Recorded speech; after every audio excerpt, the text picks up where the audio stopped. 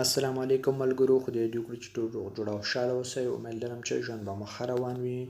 مونږ په دې ویډیو کې یو څو فعلونه او یو څو لغتونه مې یوځای کړي دي تاسو لپاره چې دا په یوټیوب کې خو ما هم یو څو ډېر ویډیوګانې جوړ کړي، نورو خلکو هم ویډیوګانې جوړ کړي موجود دي، خو لیکن داسې لغتونه او دا وربونه چې دي مثلا دا ډېر په ژوند کې مهم دي، خو لیکن د دې په باره کې تر اوسه په یوټیوب کې کوم ویډیو نشته. دې له خاطره ما ویل چې راځئ دا یو څو لغتونه یوځای کړم چې ستاسو مشکل به پې حل شي. اوس راځئ چې ملګرو درس شروع کوو. تو ای بل، تو ای بل معنا تو ښکلی یې، یو ښځې لپاره یعنې جنۍ لپاره استعمالولی شي. تو ای بو، تو ای بو تو ښکلی یې نارینه لپاره استعمالولی شي. تو ای بل، تو ای بو معنا تو ښکلی یې. تو ای بل، تو ای بو معنا تو ښکلی یې. تو ای sublime avec cette robe. Tout est sublime avec cette robe. غوب دې کمیس ته وایي، غوب د ښځو لباس ته وایي چې دغسې کمیس چې دی دې ته غوب وایي. Tout est sublime avec cette robe. دې کمیس سره ډېر عالي او ډېر ښه ښکاري. Tout est sublime avec cette robe. دې کمیس سره ډېر عالي یې، ډېر ښکلی یې. Il est délicieux et il est délicieux. Il est délicieux معنا دا ډېر خوندوره دی، دا ډېر ذایقه دار دی. délicieux معنا ذایقه دار، خوندوره. Il est délicieux معنا ډېر خوندور دی. Il est délicieux معنا خوندور دی. aller aller دا یو هغه ورب دی چې مونږ په زیاتو ځایونو کې په مختلفو معناګانو باندې مونږ کولی شو چې دا استعمال کوو، خو لیکن یو معنی مونږ په پښتو ژبه کې هم یو داسې حرف لرو چې مونږ کله یو انسان یو لباس واچوي، کله یو بوټان واچوي، مونږ ورته وایو چې ولا دا بوټان تا سره ډېر ښه دي، معنا دا بوټان تا سره ډېر ښه ښکاري، یا مثلا دا لباس تا سره ډېر ښه راځي. مونږ په پښتو ژبه کې راځي کلمه لرو داسې جملو لپاره، خو لیکن په فرانسوي کې چې د aller ورب دې شیانو ته aller ورب استعمالیږي. مونږ تاسو په پښتو ژبه کې ورته راځي کلمه استعمالوو چې مثلا دا ټي شرټ چې د ستا پتلون سره ډېر ښه راځي. او په فرانسوي ژبه کې د داسې خبرو لپاره مونږ او تاسو aller حرف استعمالوو. د داسې جملو د جوړولو لپاره aller ورب څخه استعمالوو، یعنی زی له کلمې څخه استفاده کوو. Cette jupe te va bien. Cette jupe te va bien. دا کمیس تا سره ډېر ښه ځي. صحیح شو؟ ژوب دې لباس ته وایي. Cette jupe te va bien. دا کمیس تا سره ډېر ښه ځي. مونږ او تاسو په پښتو کې وایو چې مثلا ولا دا شرټ یا دا پتلون تا سره ډېر ښه راځي، ډېر ښکلی پکې ښکاري، ډېر ښه ځي. دې لپاره په فرانسوي کې څه وایي؟ Cette jupe te va bien. دا کمیس تا سره ډېر ښه راځي. Ces chaussures te vont bien. Ces chaussures te vont bien. دا بوټان در سره ډېر ښه راځي.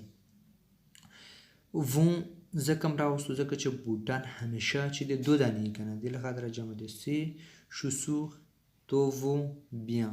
دا بوټان تا سره ډېر ښه راځي. Ces chaussures te vont bien. دا بوټان ډېر در سره ښه راځي. Ce pantalon vous va très bien.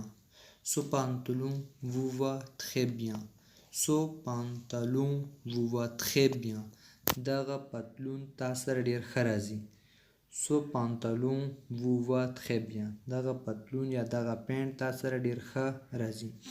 مثلا ډېر ښه پکې ښکاري، هغه شیانو ته موږ استعمالوو. Cette jupe va avec cette ceinture. Cette jupe va avec cette ceinture. Cette jupe va avec cette ceinture. دغه کمیس چې دی د پینټ بیلټ یعنی پټۍ سره بیلټ سره ډېر ښه راځي. ژوپ هم خو درته وښودو چې هغه لباس چې مثلا هغه یو قسم کمیس دی، هغې لپاره ژوپ وایي. Cette jupe va avec cette ceinture. دا کمیس دا د بیلټ سره ډېر ښه راځي. Ces chaussures ne te vont pas مثلا دا بوټونه در سره نه راځي. او مثلا منفي حالت یې بیا څنګه دی؟ منفي حالت داسې هر کله چې مثلا یو چا سره یو لباس یو بور یو شی ښه ورسره نه ښکاري ویې چې والا دا شی تا سره ښه نه راځي، هغې لپاره موږ استعمالولی شو ces chaussures ne te vont pas، یعنې دا بوټان در سره ښه نه راځي. ces chaussures ne te vont pas معنا دا بوټان در سره ښه نه راځي. دلته اوس یو بل ورب دی یعنی فعل دی چې trouver ورته وایي. trouver دا یو داسې فعل دی چې تاسو ټول پوهیږئ په دې باندې چې trouver معنا پیدا کولو ته وایي. trouver معنا پیدا کول یعنی یو شی موندل یو شی پیدا کول. صحیح شو؟ خو لیکن دلته دا معنا نه ورکوي چې پیدا کول، دلته معنا یې بیل دی.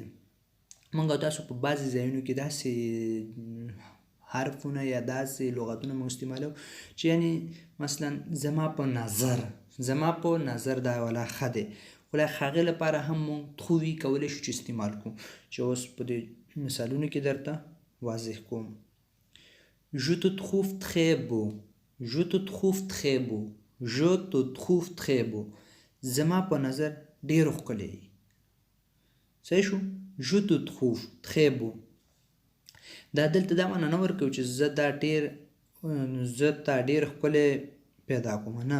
je te trouve très beau معنا زما په نظر ډېر ښکلی ښکاري یا ډېر ښکلی یې. صحیح شو؟ trouver دلته په نظر او په معنا ورکوي. je le trouve très belle، je le trouve très belle، je le trouve très belle، زما په نظر ډېر ښکلی دی. یعنی لا ښځې لپاره راځي، دریم کس لپاره، لو نارینه لپاره. je le trouve très belle معنا زما په نظر ډېر ښکلی. صحیح شو؟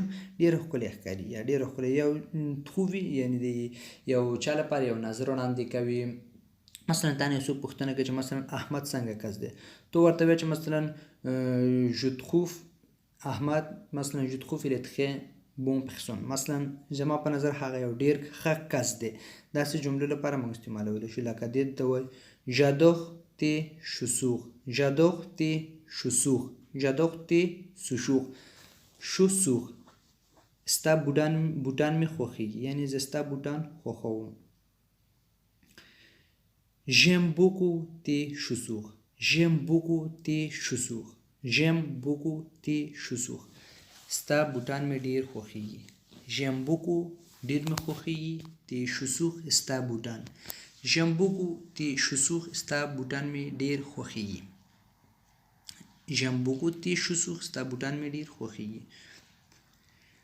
اوس راځو دلته یو څو کلمې دي چې دا هم مستقیما یو معنا ورکوي خو لیکن په جملو کې بل معنا ورکوي. کل کل کل کل څلور دانې اول کل نارینه لپاره کل، ښځې لپاره کل، جمع نارینه لپاره مثلا کل، جمع ښځو لپاره. ورپسې کوم کو کسکو، کوم کو کسکو. دا هم داسې یو څو جملې دي چې مثلا مونږ دپاره هر کله چې مونږ دا په یو جمله کې استعمالوو هغې لپاره استعمالوو چې مثلا یو شی ووینو چې یو موټر دی ډېر ښکلی دی، ورته وایو چې مثلا والا څومره ښکلی موټر دی. په داسې حالتونو کې مونږ دا استعمالوو چې مثلا څومره ډېر یعنې یو تعجب غوندې کوو چې وایو چې مثلا څومره ډېر ښکلی دی، څومره ډېر دغه دی. هغې لپاره مونږ کولی شو چې کل استعمال کړو او دا ته دا نه دي چې دا استعمال کړو. اوس راځئ چې په مثالونو کې تاسو ته تشریح کوم چې په مثالونو کې ورباندې پوه شئ. quel beau paysage، quel beau paysage، quel beau paysage څه ښکلی منظره دی. quel beau paysage څه ښکلی منظره دی. پوه شولئ؟ دلته د کل معنا کوم معنا نه ورکوي چې کوم ښکلی منظره، نه. quel beau paysage څه ښکلی منظره دی، څومره ښکلی منظره دی. صحیح شو؟ خو لیکن دلته کل جمع راغی ځکه چې پیزاژ چې دی دا جمع دی نارینه دی مفرد دی، دې له خاطره کل راغی. اوس دلته کل دا قسم کل فیمینین لپاره راځي. quel joli fleur، quel joli fleur څه ښکلی ګل دی، څه ښکلی ګل دی، څومره ښکلی ګل دی. داسې شیانو لپاره موږ دا استعمالوو کل. quel joli fleur معنا څه ښکلی ګل دی. فلوخ څرنګه چې فیمینین دی نو دې لپاره کل راځي، آخر کې دودل او راغی. quel beaux yeux، quel beaux زیو کل بو زیو معنا څومره ښکلې سترګې دي معنا څه ښکلې سترګې دي سترګې لکه څرنګه چې جمع دي نو موږ اول سر کې کل جمع راغی کل بو زیو معنا څه ښکلې سترګې دي معنا څومره ښکلې سترګې لري صحیح شو د شانو لپاره مثلا یو چا صفت کې هغه ته پر استعمالیږي اوس کل بل شسوخ کل بل شسوخ کل بل شسوخ کل بل شسوخ څه ښکلې بوټان دي لکه شسوخ چې جمع دي او فیمینین دي دې له خاطره کل هم راوستو جمع حالت دی کل بل شسوخ معنا څه ښکلې بوټان دي څومره ښکلې بوټان دي کو کوم کسکو دا درې واړه هم د هماغې په نږدې معنا ورکوي د دې معنا هم اپوپخه د هماغې څلور واړو دی د کل په معنا هم دا معنا ورکوي خو لیکن دی او هغه کې لیک فرق دی چې هغه په تاسو ته به په جملو کې به واضح کم چې د دې او هغه په منځ کې فرق څه دی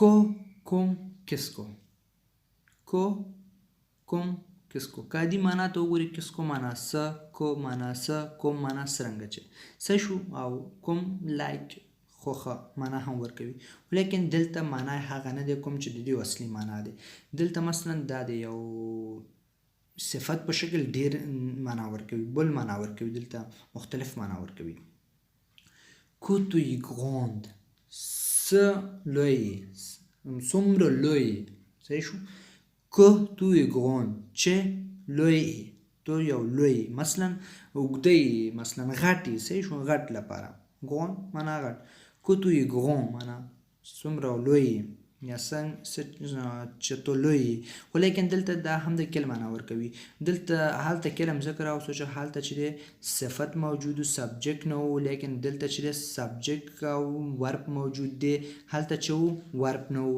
دلته چې سبجیکټ او ورب موجود دی د خاطر دا استعمالو کل ای بل کل ای بل کل ای بل معنا څومره ښکلی دی کل ای بل معنا څومره ښکلی دی څه ښکلی دی ښځې لپاره صحیح شو مخکینی کې چې هلته کلم استعمالو هغه کل او دا کل فرق لري هغه کل هغه وخت استعمالو چې مثلا هلته صفت و لیکن ورب موجود نه و دلته چې مثلا ورب موجود دی کل بل دا یو جمله د ورب پکې موجود دی هلته ورب نه و کل بل معنا څومره ښکلی دی څه ښکلی دی کیل فی بو کیل فی بو کیل فی بو څه ښکلی هوا دی کیل فی بو څه ښکلی هوا دی کیل فی بو څه ښکلی هوا دی کیل فی بو څه ښکلی هوا دی کیل فی بو څه ښکلی هوا دی صحیح شو مثلا دلته هم ورب موجود دی دې له خاطره هغه نشو راوستلی کس کیل بون تون ساک کس کیل بون بو